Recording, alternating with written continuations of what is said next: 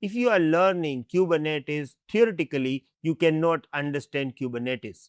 You have to perform labs. Even Kubernetes CK exam having labs. Now, the first step is to learn Kubernetes is to set up lab. Now, question is, we have so many options available for the lab setup. Which option should I use? We have kubeadm, we have k3s, k3d. What are the differences between them? In this video, I am going to provide you various options related to the Kubernetes lab, and after this video your concept will be crystal clear that which lab you are going to use for your Kubernetes practice. My name is Bhavesh Atara. Welcome to CloudFox Hub Zero to Hero Kubernetes series. Let's start.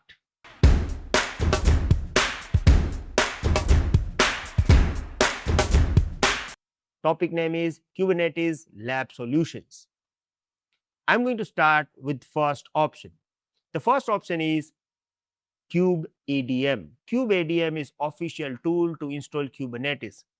Now here, when we are using kubeadm, we are using real Kubernetes environment. Now when we are using real Kubernetes environment, we have so many advantages, like we have full control over cluster, complete customization, no vendor lock-in, learn Kubernetes deeply, can be run anywhere, and suitable for advanced use cases. Now these are the advantages. But if you look at, these are the disadvantages as well. Complex installation and configuration. Installing Kubernetes using kubeadm is a complex process. Now you are learning too many things together. You have office, you have your job work as well. Now in this case, you are just giving 1 hour to learn Kubernetes, and in this 1 hour you are just going to set up lab environment. So how you can learn Kubernetes services? So this option is actually one of the best, but the problem is it is complex installation and configuration. Now while I am learning, I am just spending 1 hour, 2 hours to set up cluster. It is not going to work, right? So that's like a problem.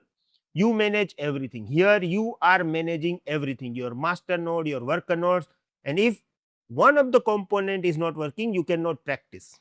Okay, so that's like a problem. High operational overhead, upgrade and maintenance are manual, need strong DevOps and Kubernetes knowledge. Now you will say that I am learning Kubernetes, and you are saying that to set up kubeadm you must have knowledge of Kubernetes.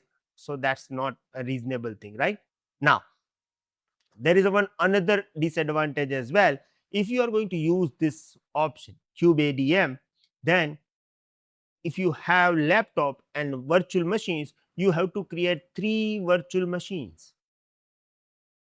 In one virtual machine, you are going to install control plane, and in at least 2 virtual machines, you are going to create worker nodes. You must have 2 worker nodes, right?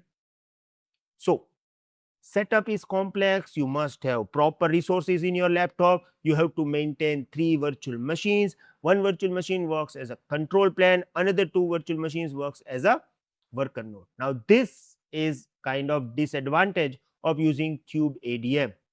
Here you will get real 100% real Kubernetes environment, but these are the problems. So you may have question like, okay, do we have any other option? Yes, we have. The other option we have is you can use managed Kubernetes services like Elastic Kubernetes service inside AWS, Azure Kubernetes service as well, and we have Google Cloud Platform as well. So they are providing us managed Kubernetes control plane. You do not need to set up or waste your time to manage, to create control plane. Yes, you just need to create worker node, connect with manage control plane, and you can run all the Kubernetes command. So this is one of the option that you can use, and it will save your time as well. So here we have some advantages. You will have like a fully managed control plane, high availability, automatic scaling will be managed by cloud service provider. No need to manage master, because master you are getting it as a managed service. Built-in integration with cloud service, security backup update handled by the provider. So this is one of the option we have. but here we have disadvantage as well. Let's say that if you want to create EKS cluster, you have to have AWS account. You have to take care about cost as well. You don't have uh, any excess of underlying infrastructure because you are getting just managed control plane.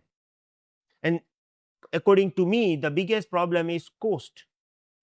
Let's say that this is a Sunday, you decided that I want to walk 6 hours for the Kubernetes practice, but you have to think about the billing of the AWS as well, because here when you are running your control plane, you have to pay bills to the cloud service provider.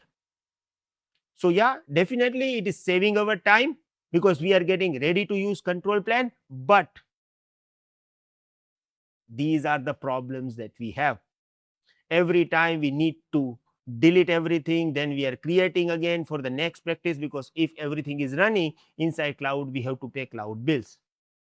So we have like another option as well. So you don't need to worry about this. I'm actually going to provide you all the options and we will find out the most suitable option, right? So here, the first option we already discussed, it is kubeadm. Second, EKS, AKS or GKE. Now let's talk about third option, which is known as kind. Now what is kind? Kind runs Kubernetes cluster using Docker container nodes. It is ideal for local development, testing and CI/CD workflow with the production like Kubernetes environment.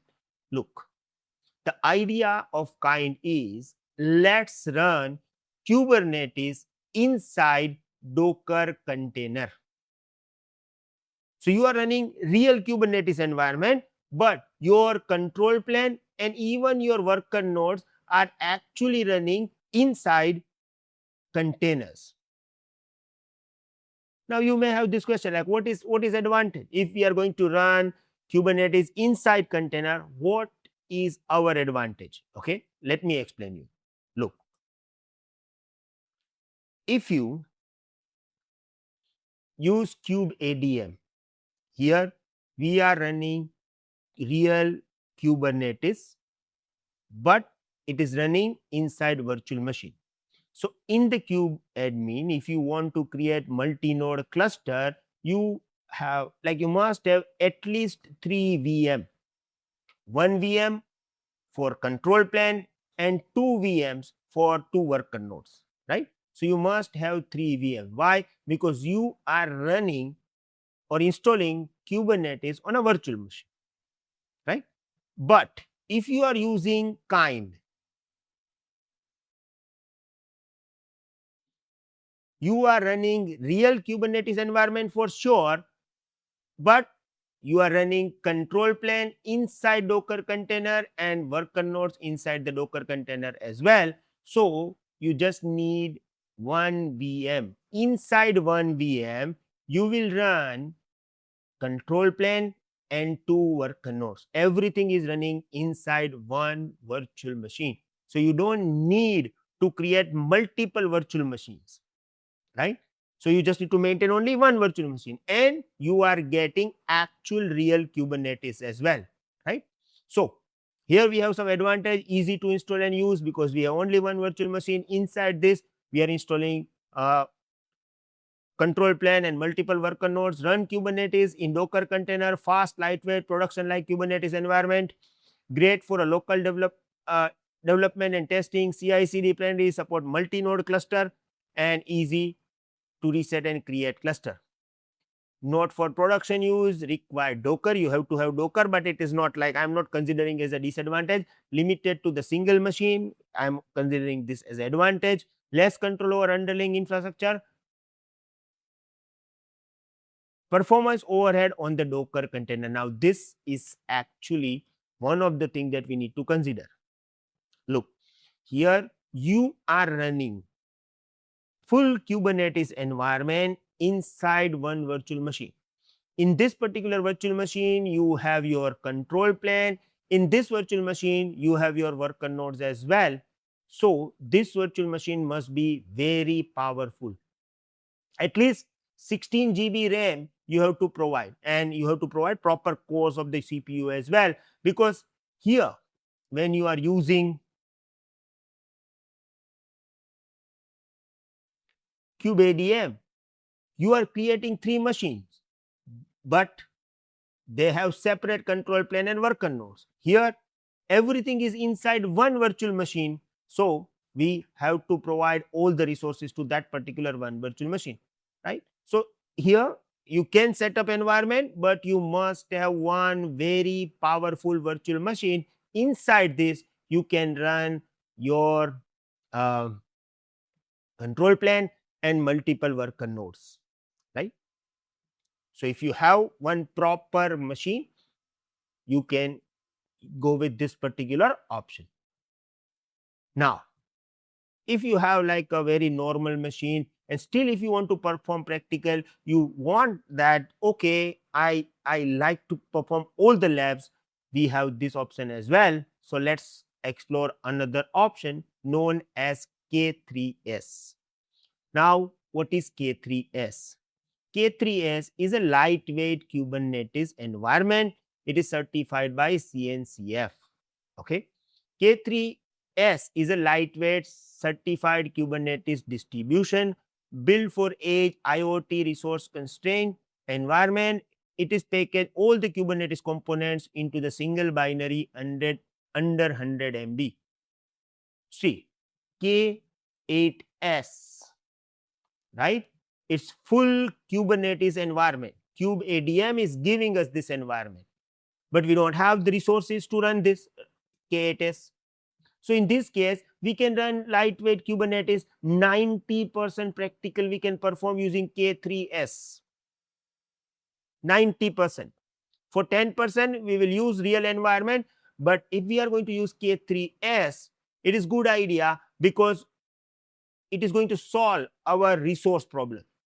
Let's say that I am not able to provide 16 GB RAM to my virtual machine. In this case, I can go with the K3s. Now, K3s is actually going to run directly on Linux machine. Okay, K3s is going to run directly on Linux machine. You can say that K3s is kind of kubeadm, which is running on the Linux machine, but it is a lightweight. So problem is, if we are just going to use K3s, again we needed 3 virtual machines, 1 for control plane and 2 for worker nodes, because K3s is actually going to run directly on virtual machine like kubeadm, the first option that we already discussed. So here we must have 3 virtual machines. Of course these machines are like a low resources machine, but we have to have 3. So again we are coming back to the same problem. If I am going to use K3s, okay, if I have low resources, no need to worry, but I have to create 3 virtual machines. So now we have to find out the solution about this as well. So in this case, what we can do? So here we have one another option known as k3d. Now k3d is actually going to run your k3s in the Docker container, right? So let's say that I have K8s, means I have real Kubernetes environment, full-fledged Kubernetes, right?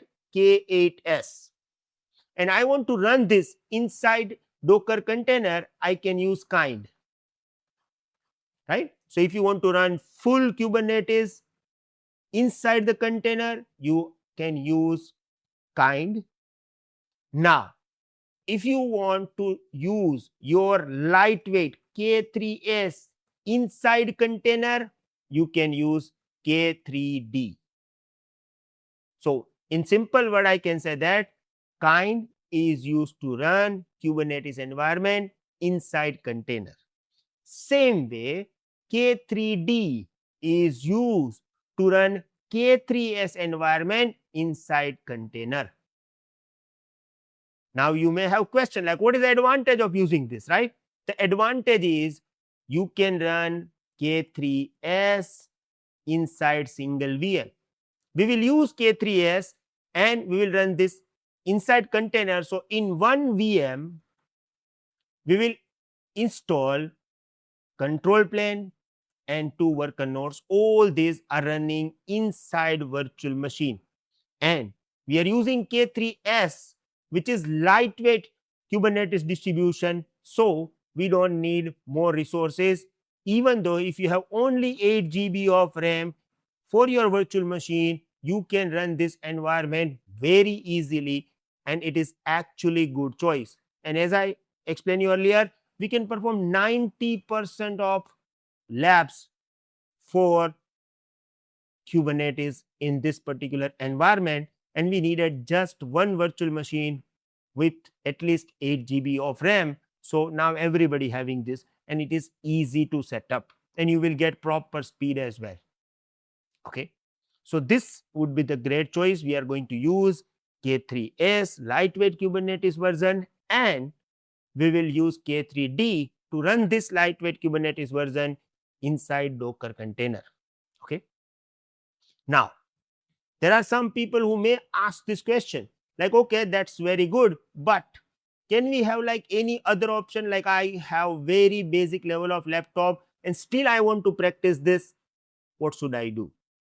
No need to worry. We have one another option as well. We call it minikube. Now, minikube is actually going to provide you single node Kubernetes. Means you have like a one node. It works as a control plane, as a worker node as well. It is actually built for the practice, right? But nowadays, because we have like k3s, k3d, we are using these tools so we can simulate real environment, and it would be better to simulate real environment while we are learning, so there will be no confusion. But still, if you have like less resources, you do not need to purchase new laptop or anything. You can perform lab using minikube as well. Okay, so we have all these options available to learn Kubernetes practically. In the next video, I will provide you detail like how we are going to set up this lab, and in the next video, I am going to provide you one magical tool as well. You know, my thinking is, when we are learning something, we should not waste time for the lab setup, right? So we want to save our time for the lab setup. We must have easy to use lab, and we can perform most of the labs inside this. So I have one magical tool. We will discuss about this tool as well in the next video, and we will also set up our lab environment. So next video is really very interesting. Please watch this without fail. And there is a last request to you guys. Look, we are thinking to add all the courses in the YouTube series, but the problem is we are not getting love from you guys. Look at our subscriber. We are thinking that our channel is really very underrated channel, and we need your help. Please subscribe to this channel. It is totally free for you, but this one click subscription will provide you so much knowledge for sure. And please share this video. If you like this, please comment, and please also give your suggestion. Thank you. See you in the next video. Next video is really very interesting, because from next video we are going to start kind of practical. Thank you. Goodbye.